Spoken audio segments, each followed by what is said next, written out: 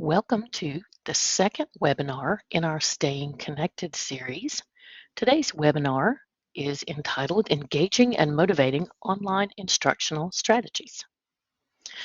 The hosts for today's webinar are Betsy Hicks, the Virtual Instruction Consultant from the Northeast region, Christine Barberio, the Virtual Instruction Consultant from the Southwest and the Sandhills regions, and myself, Teresha Eller, the Virtual Instruction Consultant from the Northwest region. And I'd like to introduce our featured speaker for today's webinar, Angela Harrell-Papworth. She is the 6th through 12th grade exceptional children's teacher at Gaston Virtual Academy. And we are delighted to have her with us to share some of their strategies for engaging and motivating online instruction. Okay, so we may have 8 or 9 still working on getting in. The team reached out and asked me if I would speak to you guys on what we are doing at Gaston Virtual Academy. This is in no way, shape, or form, and I want to make this perfectly clear.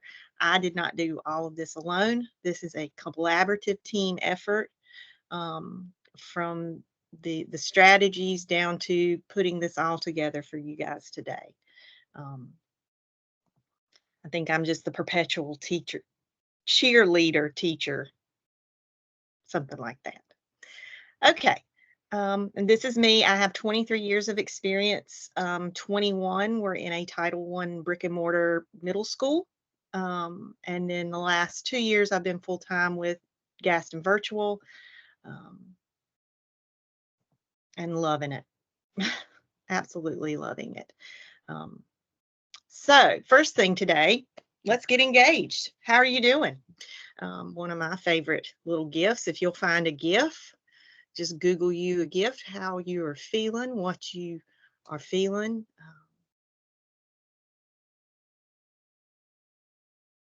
Show us all.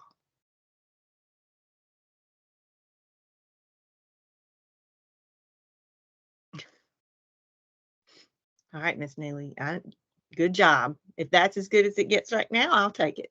I've been there myself. I think we've all probably have.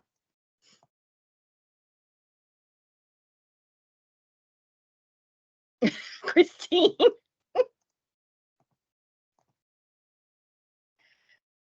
Oh, Tina McGee. I like it. I like it.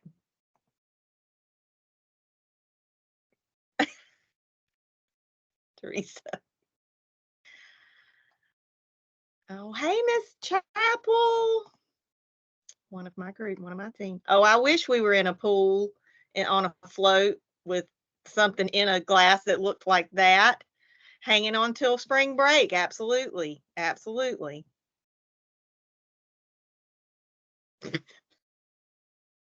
Higgins, it's fine. Everything's fine.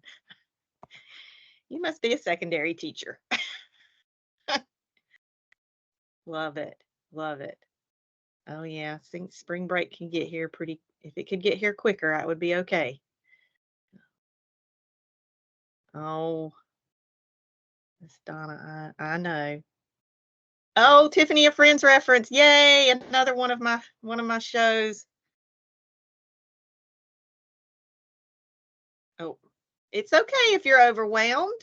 That's all right. You are amongst your peers. That's an honest answer. And you know what?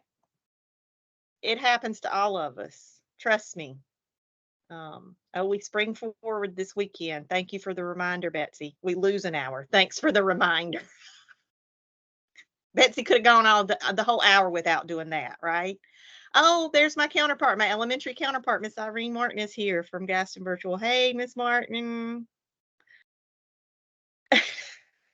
And my middle school math, Miss Frazier, Karen Frazier. Girl, we have to keep each other hanging on. Paperwork, it's head count time. If you are one of my DEC buddies, you understand it is coming to the wire. So, that's great. Thank you guys. I appreciate all of you participating. You know, we have to be a community, and we have to do what we can for each other, whether we are together or not. And When we are in our virtual world, um, it seems very lonely.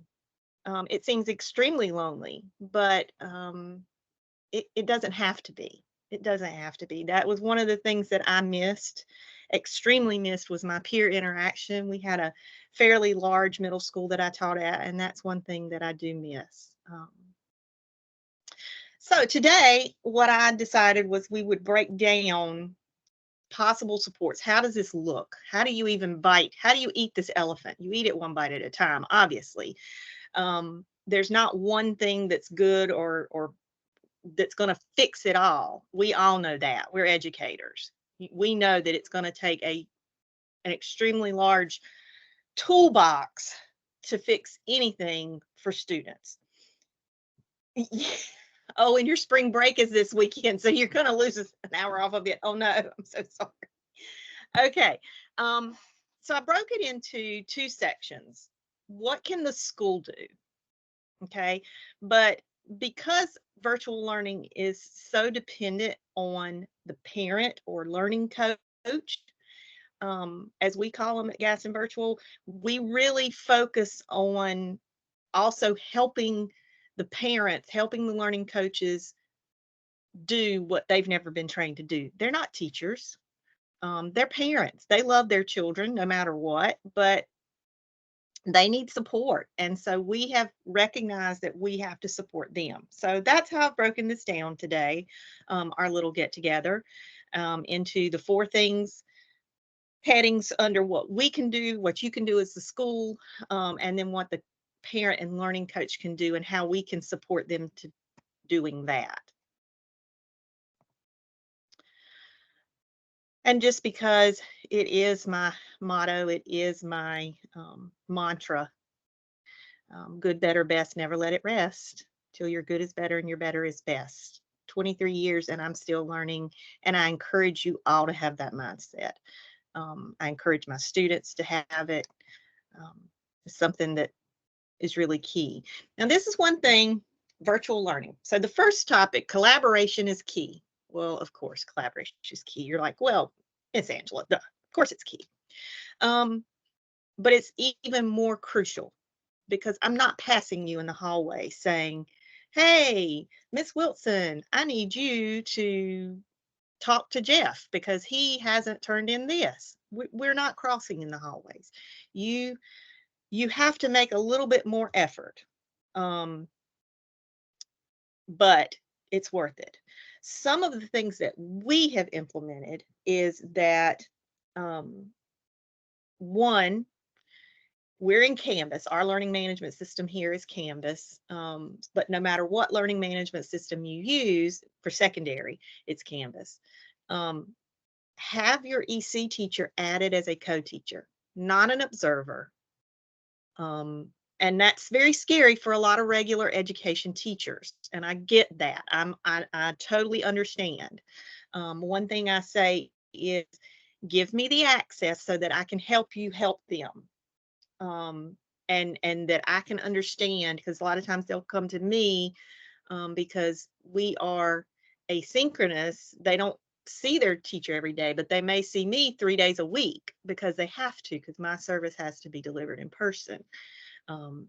I learned very quickly with Canvas when we went into the pandemic how not to change things and mess up reg ed stuff out of respect for them. I still go back to my reg ed teachers and go, I need to know how to do something, and I don't do this every day, so help me.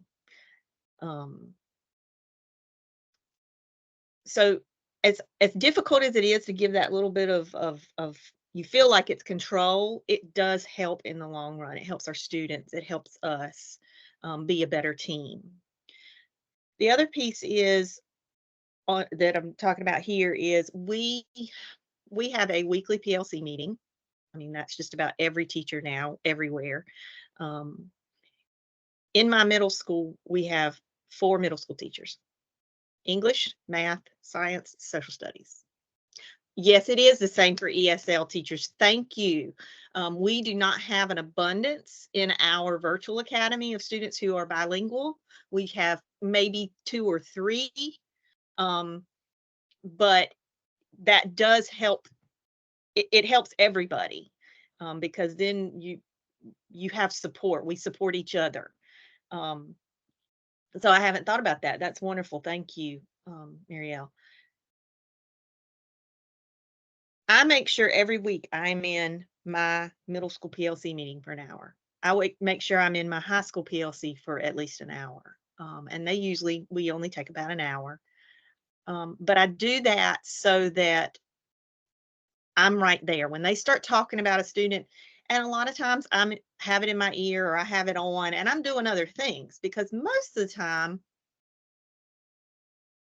it's not my students. Now they may need my expertise.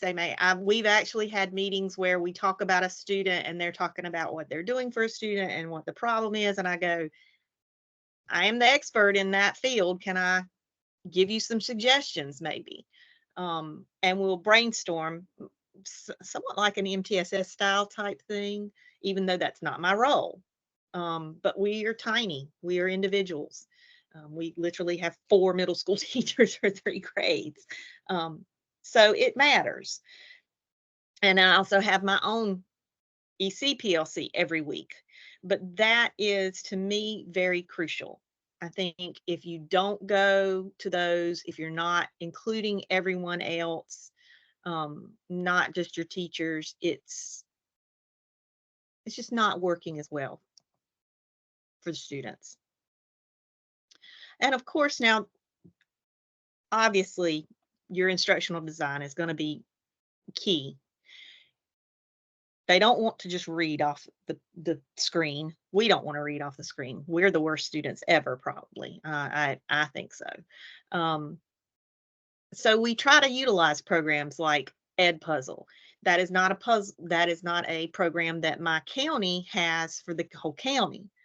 Being a virtual academy, that is what we asked for, and our administrator said, absolutely, I will fund Edpuzzle for our school so that you can have it to use because it is engaging. It does allow us to do things that we couldn't do.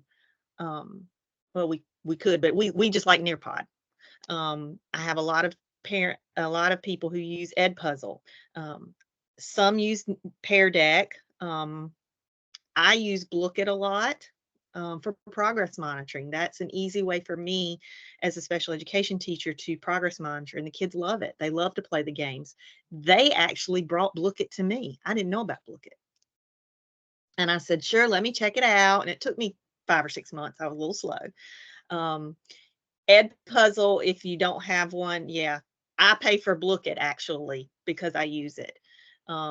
But it's not that expensive. Nearpod we didn't have, and I think I just told y'all we didn't have Edpuzzle. Anyway, neither here nor there. Kahoot, we have we utilize Cami, so that especially with being paperless, not turning in papers, it makes it a lot better for the students to show us their work when we're asking them to.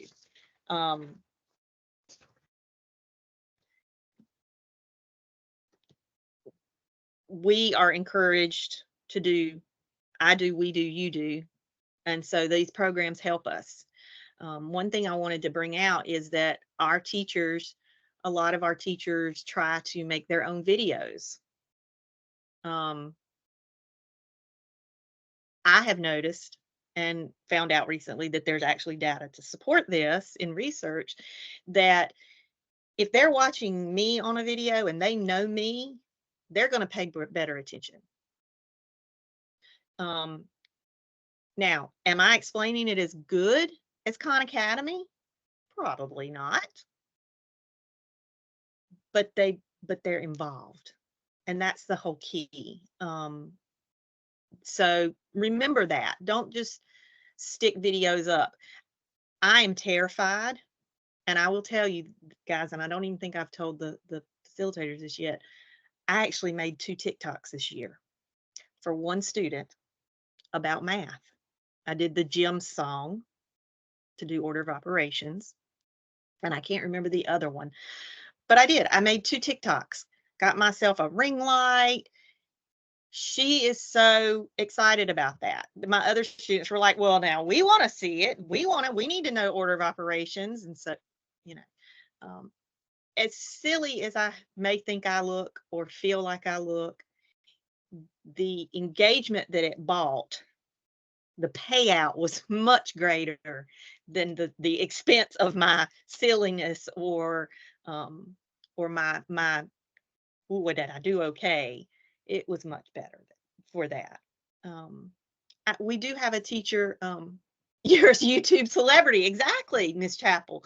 Um, we have student there, like, and she does teach second grade, so okay, but they think she's a YouTube celebrity. Um, Thank you, Cindy. So you have firsthand knowledge. Your students told you they would prefer you to do see, they want to see you. Ultimately, they want that connection. Uh, we have one teacher who is a big gamer. She uses game language when she is making her videos, when she is giving her lessons, anything that connects with them. I can't use that. I had to pick a different one. That's not mine. We can't all use all of them. Okay. There's lots of tools. You got to pick what works for you. Game language. So like if you're and I am over the hill to be able to explain this, but I will try to do my best. And if anybody on here, if any of my cohorts are on here, please speak up. um, when you're in game, like on a website, you use certain language like be right back, BRB, be right back, because away from keyboard. Just those little short things like we say LOL, that one we know, anagrams. Yes, thank you for the word. Um, Charles, I appreciate that. Level up, right. Okay, so when you're in a game, you level up. So again, this is not part of my toolbox. I just know that my teachers, some of them use it, and it works for them. Um, we also try to have our teachers use, well, and we didn't tell anybody, we just kind of stumbled into it. We use emoji codes. So like just like when you're sending a thumbs up or sending a heart, each teacher will use certain emojis to indicate on their module, like, okay, if it's the rocket ship, that's a quiz. If it's the brain, that means that's one of the that I have to go in and learn about it. That's where I'm going to learn about it. Um, when we show what we know, I use the bullseye. Show what you know. Hit the spot. So that is one thing one way that I use them, and most of our teachers do when they're creating their modules. And I think it helps the children understand what's expected of them. I know that I looked at our spreadsheet of some of the things that a few people have sent in ahead of time. I love Kathy from Winston-Salem sent in something, the sticker face game, and I had never heard of this. Absolutely love it. See, I would do something silly like that, and I'm a middle school teacher at heart, but I would do it with my high school kids, and they would be like, "There she goes again." Okay. Um, she said every time they meet the qualifications, they do something right. She has little stickers, and she'll put them on her face, or whatever the expectation is. If they meet it, sticker on her face, or they might get to tell her where to put it on her nose or on her forehead or on her chin. So she's sitting there teaching with stickers on her face. Hey, what is more engaging? I mean, let's think about it. One thing that one of my companions, one of my peers sent in, Miss Jamie from Gaston County, clear expectations. Always, try to make sure your expectations are clear. Your your camera is on, your mic is muted. If you need to go to the bathroom, that's acceptable in this condition, just like being in a classroom. Just like being in a classroom, you have to have those understandings of what's acceptable behavior. But then I really, and this is the the secondary special ed teacher in me, I love the fact Jody from Rowan Salisbury said her student, she's a counselor, she says the students took a time management self-assessment.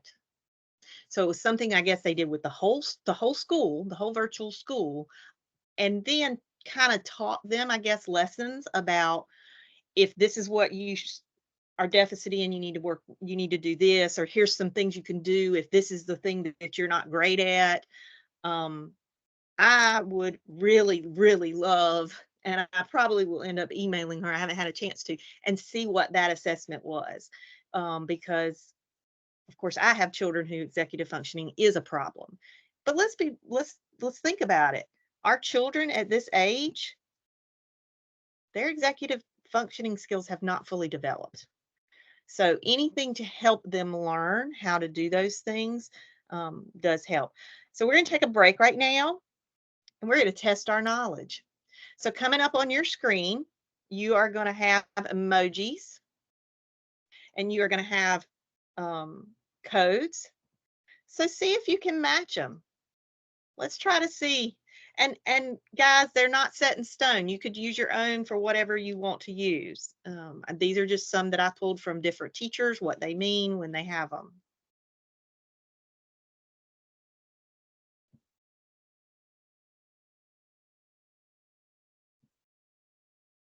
Rebecca Wilkinson, my middle school math teacher, is on here, just so you know.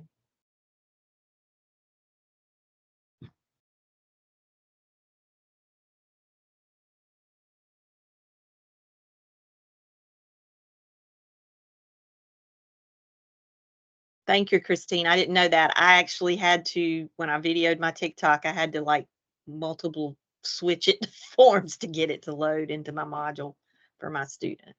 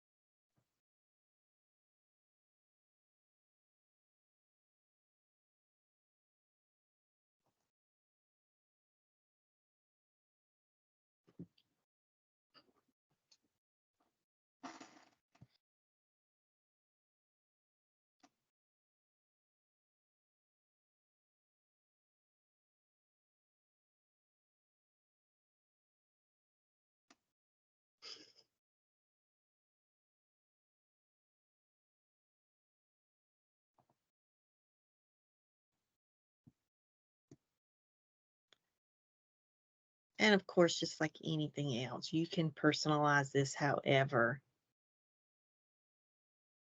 you want to and use it however you want. Create your own terms for each individual emoji that you want to use.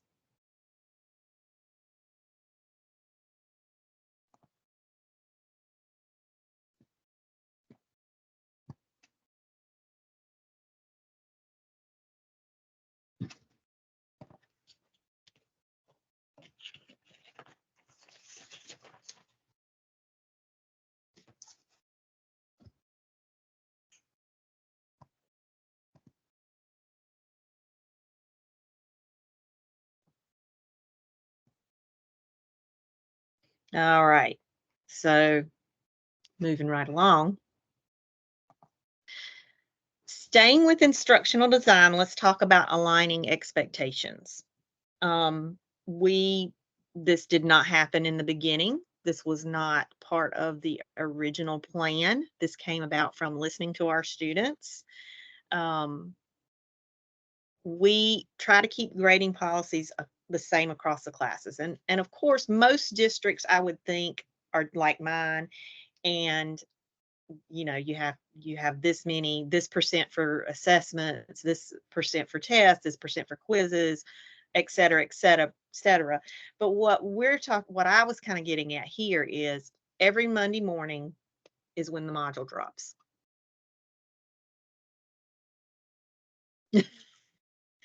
No, Charles, it's not you. It's just that we used it a certain way. These are probably not the same definitions for the emojis that they would say they were on your phone anyway. I don't think any of them say standard checkpoint. Anyway, okay, so our modules drop in our LMS on Monday morning. Okay. Now we explain to our students that the expectation is you're doing some of your work every day. And again, I'm talking about our asynchronous secondary students. Our K-5 students are synchronous. They have in-person session every day and have a schedule to follow. I believe it gets more difficult when they get to secondary now that 6 through 12 is totally fully asynchronous. So we try to help them understand that, but then what we also do is we make sure that to be able to go through the modules as they are built, we lock it. So until they've done this piece of the module, they can't go to the next piece of the module. They are teenagers. They will try to take shortcuts. Yes, be consistent. Be very consistent. They will try to take shortcuts. They will try to go in and do a quiz or do a test, and they haven't opened not one piece of the module that taught them how to do the material that's on the test. It's nothing different than our students in person would do. We also make sure that they know, especially in our middle school, but also into high school, once you open a module, that is open for 2 weeks. Okay, we know the whole point of the matter that you are in a virtual academy, you are asynchronous, is because you may have other things going on in your life that you need to do. And we respect that. We encourage them to do everything daily, but it is not mandated. Like, it doesn't close that night. They have 2 weeks after that assignment is scheduled to drop. So this week's Monday will close in 2 weeks. This week's Tuesday will close 2 weeks on Tuesday, etc. And we do provide structure, schedules for our students. We have found that in math especially, they need a structured drop-in math time. Some of my teachers will do that, Tina. Some of my teachers do leave everything open for 9 weeks. But that is not what they don't have to close it after 2, but we do. It does keep them a little closer. We have found that if we leave it open for 9 weeks, then at week 8, you have somebody trying to do 9 weeks worth of work in 1 week. And it's just not good for them. They're not going to be successful. And honestly, I just made this statement to someone today. Their emergency does not create my emergency. Does not mean I'm going to have an emergency. It's now your choice, unfortunately. I would say close it after 2. That's not saying we can't reopen. Oh, it's not your choice. I like it being closed after 2 weeks. I have access. I have communicated with my teachers. And if I have a child who is exceptional children, we've had to reteach a lesson, they didn't get it, I have the ability to go in and open it up for them. They have the ability to open it. It's not like nobody can open it up and they couldn't be given a little grace. But it does help them feel a little bit more urgency on week 3 instead of week 8. It works better for us. I don't have anything in research to show it better, but they don't have, I said earlier, they don't have executive functioning skills that are fully developed. We have to help them, and giving them 2 weeks or 3 weeks even, or 4 weeks, would be, in my opinion, better than, here, have 9 weeks. You're what, all of 12 years old? You can manage your time. I'm sorry, that just sounds a little not very not very good for me to put that to a student, I guess. Not daily, because they do need that flexibility. I have students who are medically fragile, who are in the hospital, who have cancer, who are still doing work, but they don't feel like doing it every day.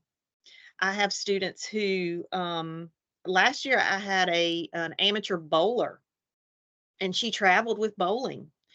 So she needed a little bit of flexibility. We do ask that their work is turned in by Sunday night, like that week's worth. The goal is to have all that week turned in on Sunday night.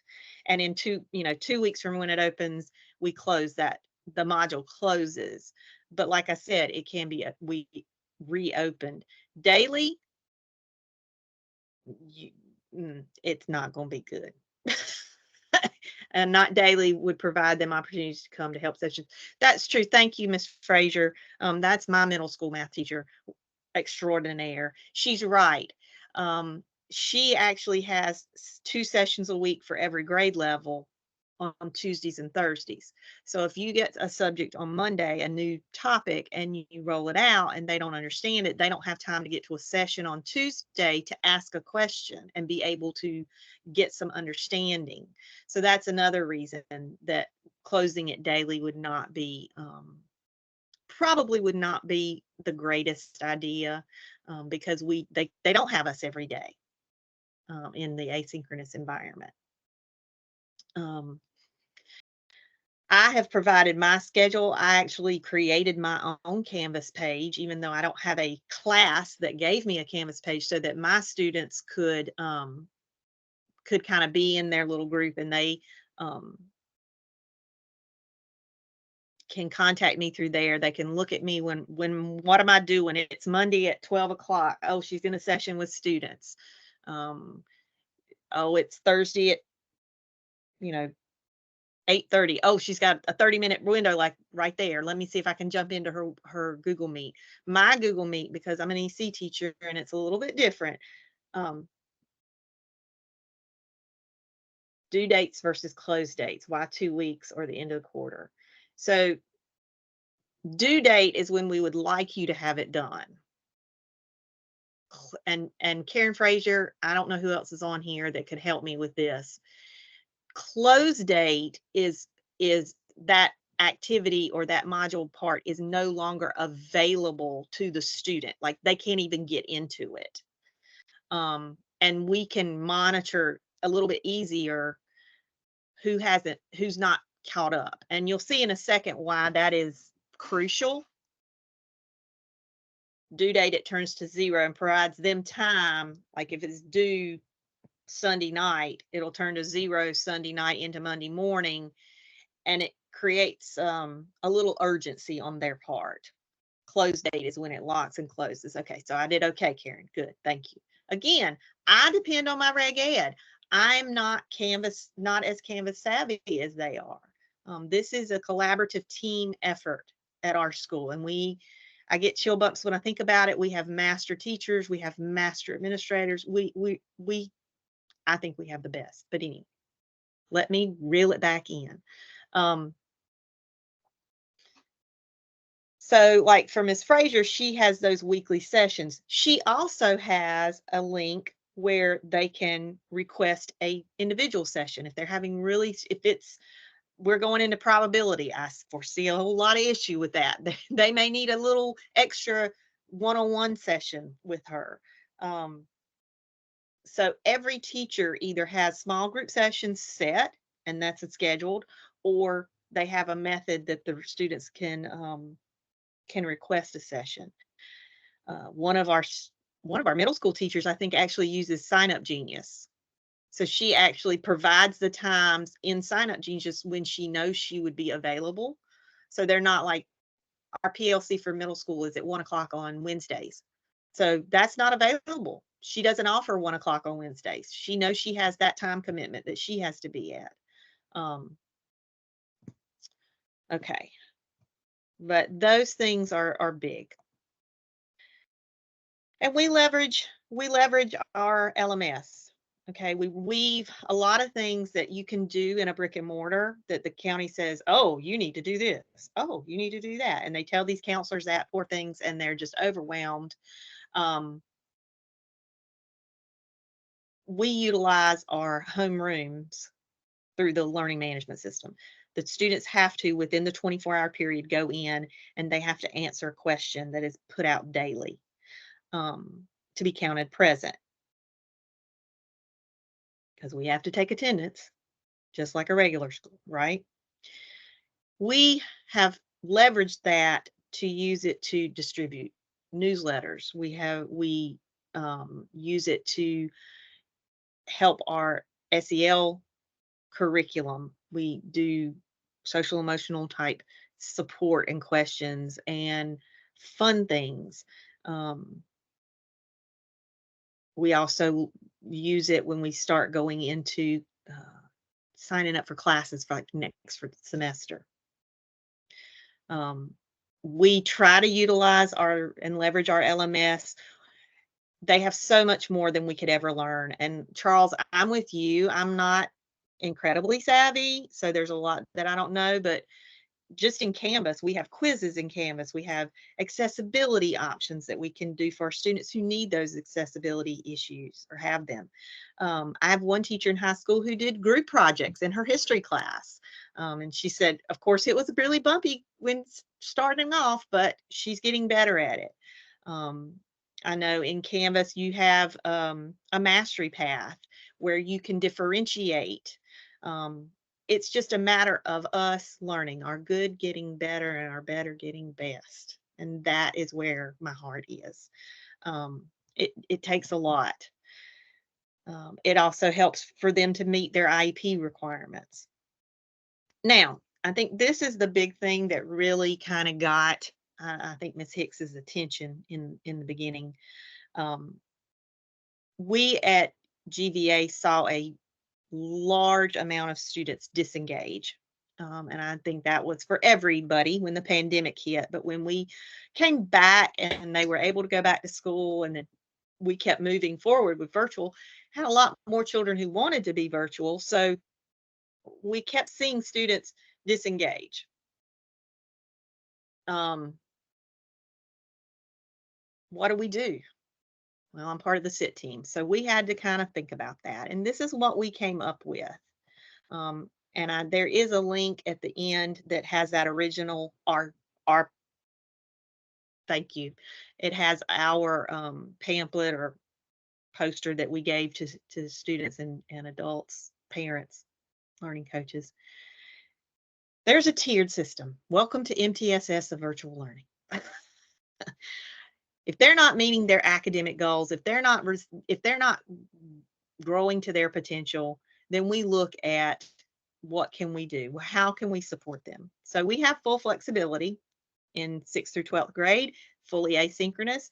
They could work from the store where mom's working if they have to go with her, if they have access to Wi-Fi. In anywhere, they can do it independently. They can do it at 11 o'clock at night. It's full flexibility, right? And that's what a lot of them want that. Live sessions are optional. Okay.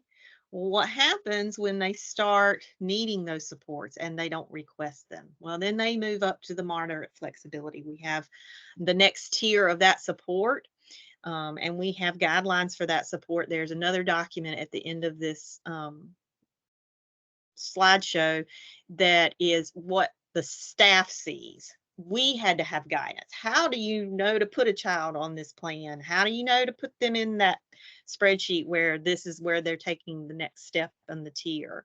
Do they always have to stay on that next step? All of those questions. It's Because we are diligent in meeting weekly, Charles, it is really a team effort. Our assistant principal, who is actually here today or was earlier, Miss Adams, Carmen Adams, she has been exceptional and helping us keep all that data. And I'll show that to you in a minute. But if they're failing a class, and they just can't get it back on target, and there are always exceptions, guys. I mean, that's one thing that's not some people don't like about education. But they participate in one live session a week, on live virtual session a week, and they have to meet with the assistant principal once a month virtually. So all of a sudden, now that full flexibility, now they have some requirements that have to be met. And then if that's not enough support, they move into what we're calling on this model the traditional structure. So for 4 days a week, they can be anywhere they want to be to learn, to do their work. But 1 day a week, they have to come in to our building, and that's why it says Forest Heights. That's our building. They have to come in that 1 day a week, and then they also have to participate in at least 2 live virtual sessions per Canvas class that they're not passing each week, and they meet once a week with the assistant principal.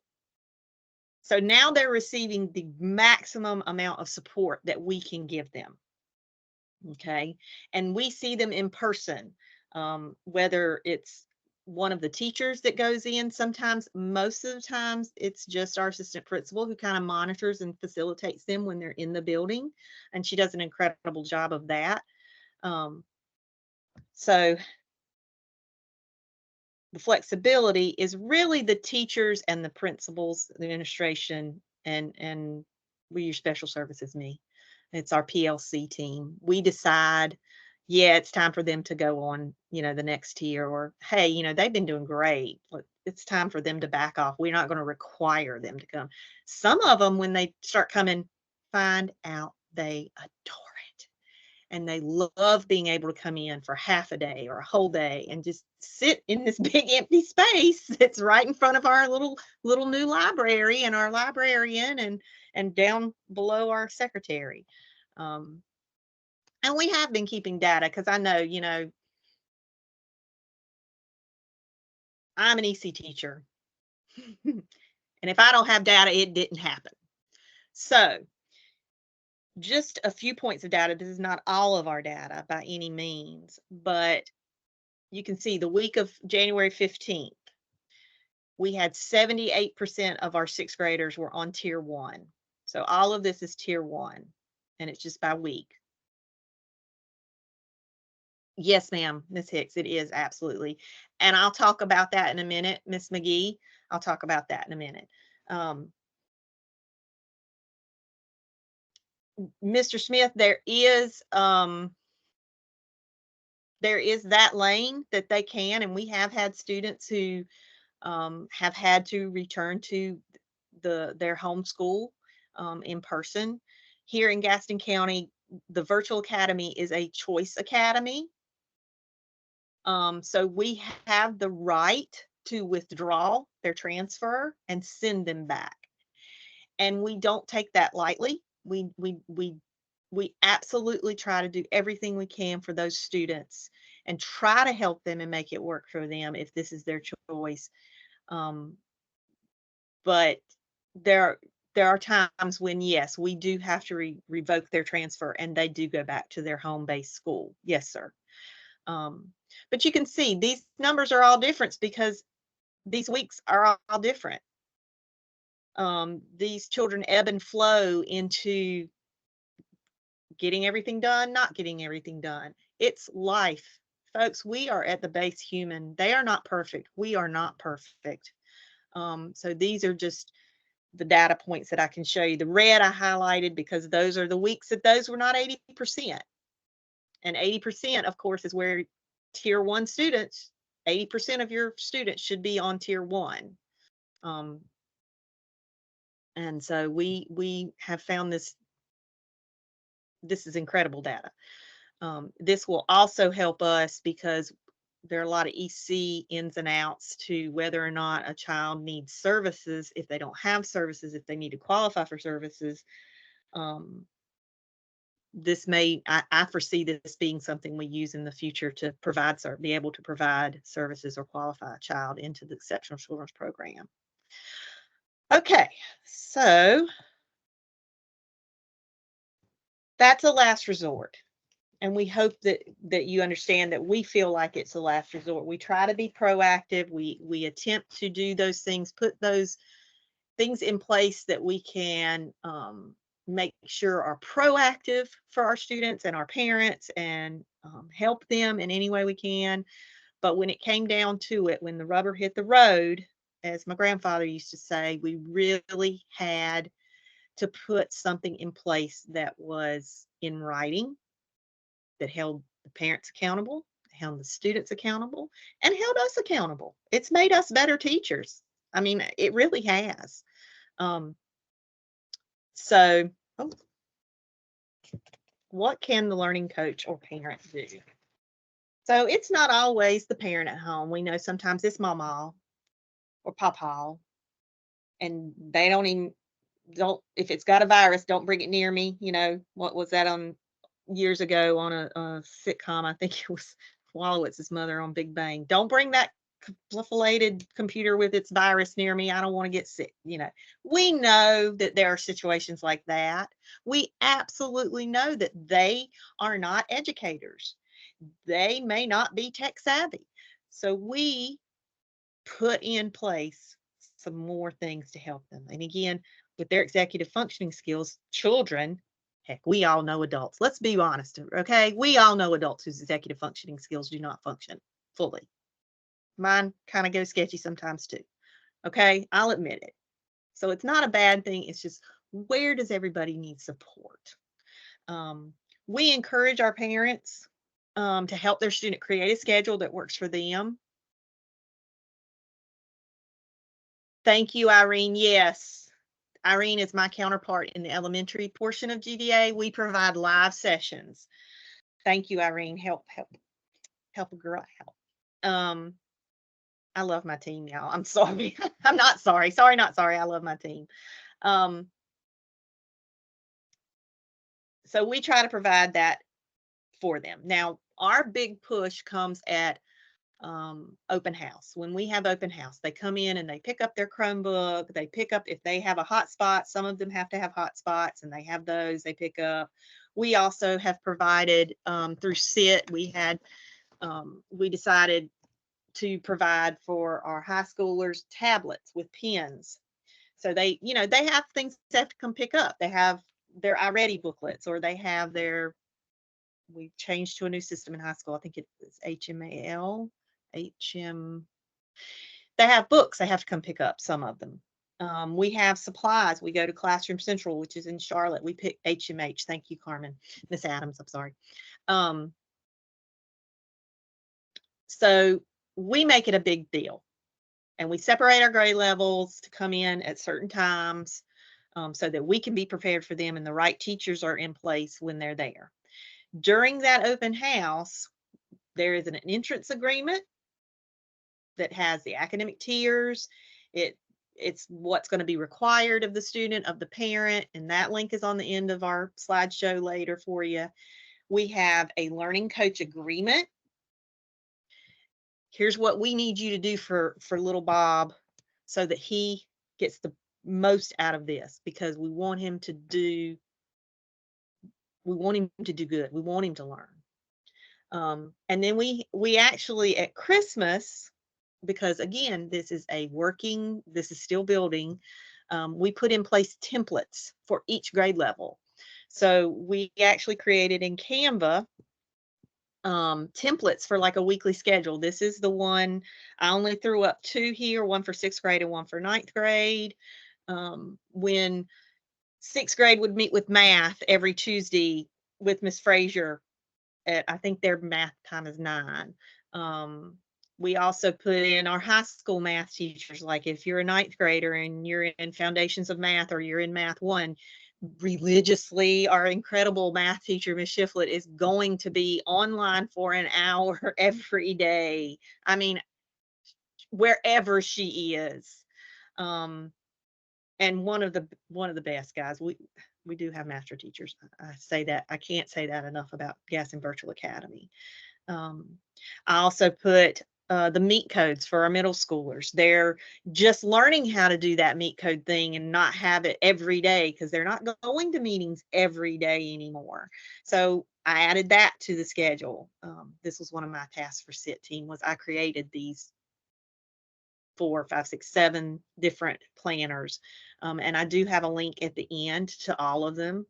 Canva was really cool. This was my first Canva experience of my own free will and fruition. And it's just a template. They can change it. If you don't like, if you cannot get up at 8 o'clock, that's fine. You better be in that 9 o'clock math meeting though, because you really need to be. But if then you change it at 11 o'clock is when you're going to start doing English for the day, and you're not going to stop until 5 or 6 o'clock when it's dinner time. But you know, at least have something to look at because starting from scratch is difficult. We all know that. We also, when we do our open house, we have stations set up. In one room, we have it where they get all their materials, or in the next room, they get their electronics.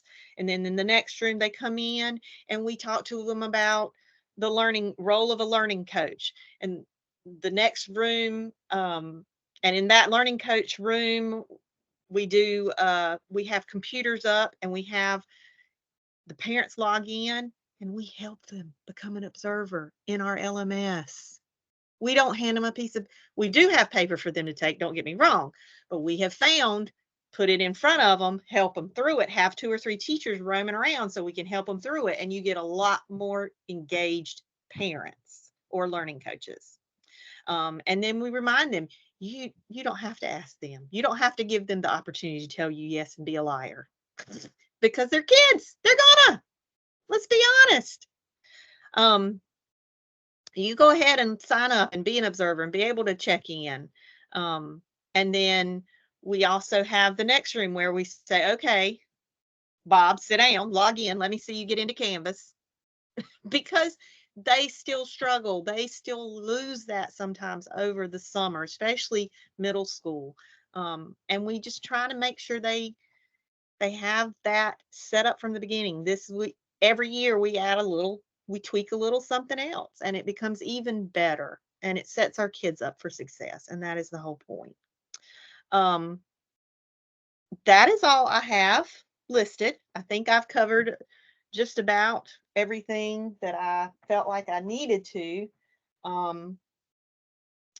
Ladies, I don't know if there were some questions that were unanswered or if anyone has any questions for me. I feel like somebody should be giving me the fishing sign to reel me in.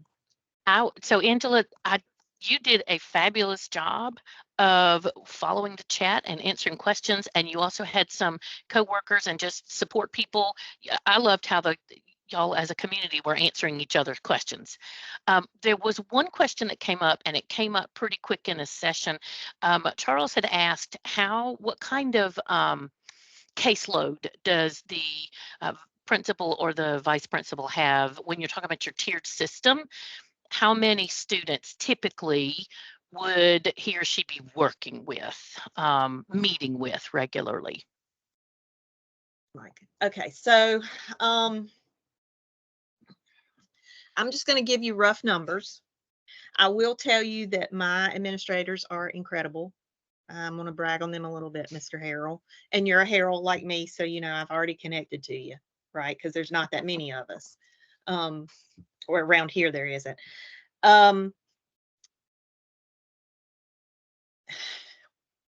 Our student body is roughly 350, and that's K-12. So we're looking at not even that many because K-5 is really not part of this group. Miss Adams, if you want to throw out what our secondary population is, or if you probably know off the top of your head how many you have between your tiers 6 through 12, but it is 20% of however many those are, because you saw my data. My data. You saw Miss Adams' data. Miss Adams is our Right. assistant principal. Both of our administrators typically are in all of our PLCs. So she's working with 10 to 15 students weekly. And those are the students that are coming in person. Are those all on the last tier, or is that both tiers? Some students are coming in person, and some students I'm working with just meeting through Google Meet and helping them with their daily schedule and a plan of action for the day. Okay. Thank you, Miss Adams. I appreciate You're you, sweetie. welcome. Excellent job. Thank you, sweetie. Charles, did that help? Did that answer the question? There's a lot of things on their plate. We are K-12. Miss McGee, we are K-12 at Gaston Virtual Academy. Enrollment criteria? Yes, and Miss Adams, shout out.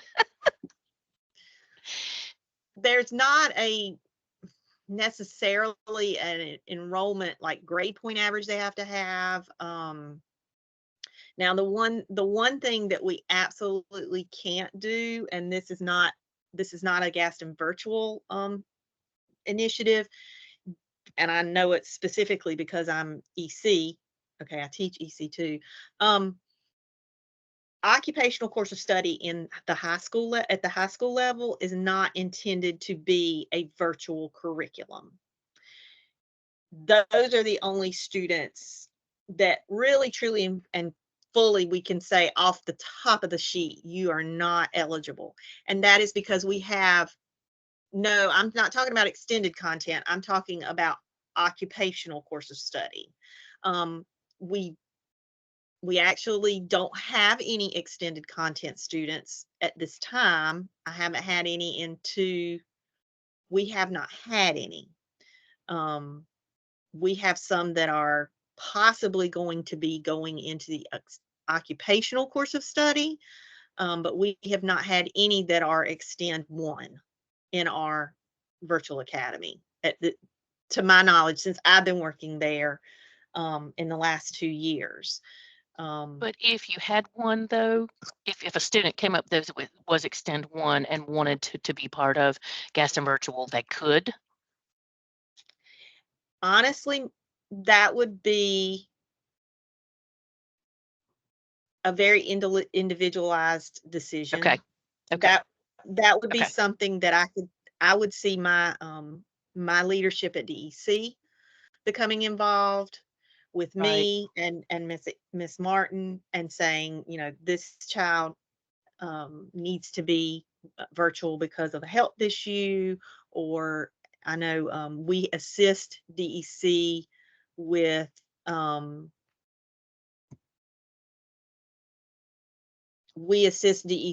some homebound students. So, there is a place. We do not have, I don't think, no, it does not require an IEP team decision. No, ma'am.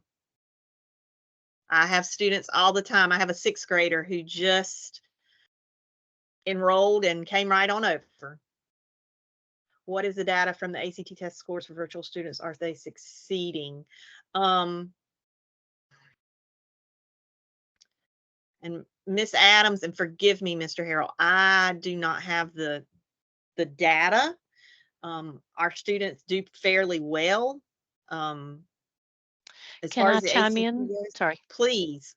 So I just I don't know how, nope, what our, and I don't. You're totally fine, Angela. I just want to say that I don't know, Charles, if anybody has looked at that, run that data, but that is an excellent question. So what I'm going to do is I'm going to capture that question and take it back to my team and see if there's not some way we can't dig into that and see what's out there that we might be able to find. I don't know if we'll be able to find anything, but that is a really excellent question. And I want to kind of look into that and see if we can't find something to try to answer that for you. Now, And y'all are asking so many fabulous questions, and I do want to honor time. And I know you have a lot that you want to know. So if you want to hang around and chat a little bit more with Angela, I'm not going to try to tie up her time, but we are past time. The only thing I'm going to say is I want to share two things. One, we had reached out to all the folks who had pre-registered and said, hey, if you've got a strategy you'd like to share, you know, go, go ahead and do it now. And I have those. If you want to see these responses, I'm going to put the responses in the chat first. So you can see this is what she was referring to earlier when she talked about the strategy share. Now, if you would like to share a strategy after hearing what she had to say, and you thought, oh, we do something very similar, I'm going to put the link to the Google form in the chat. You feel free, because that link is still open. I'm going to leave it open through Friday. So if you want to share a strategy, please jump in there and share a strategy, and I will follow up in email with a link to the responses so that you can have it. So I just wanted to get those two things out there and just remind you in the chat, I dropped a link a couple times to sign in for your CEUs. That way I'll send you a certificate in, gosh, I'm going to NC Ties tomorrow, so I will try to run that, right? I'll try to run that in the morning before I leave, but if not, you'll definitely get your certificate by Friday. So just know that. and Miss Eller, did we drop the link for the spreadsheet, the slideshow, the Google slideshow yet? No, I have not, but I will. Do you want me to go That's ahead and okay. grab I the one got it. that you shared with me? Okay. I got it. All right. Already done. Already So done. there's a link to her slide deck, and at that's where you'll find all those slides that Betsy was, or links that Betsy was dropping in the chat for you to check out. They're on the last slide of her slideshow. So what I would like to say for Mr. Harrell, because we do know this, last year, and we are unique, and virtual academies are unique for a lot of reasons. We have K-12.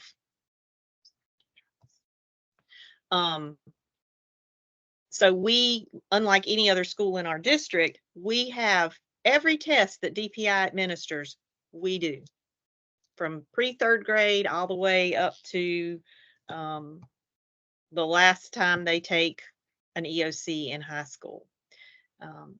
And I will share with you, because I am very proud of the school that I work at and the folks that I work with and the students that we work for, that we showed growth in every single assessment area. So we worked really hard, and I know we're very proud of that. So I will say that. Off the top of my head, I don't have it, if what our proficiency was, but I want to say we were proficient in every area, and we showed growth in every area. And I may be wrong, I don't know. And of course, you could go look that up if you wanted to.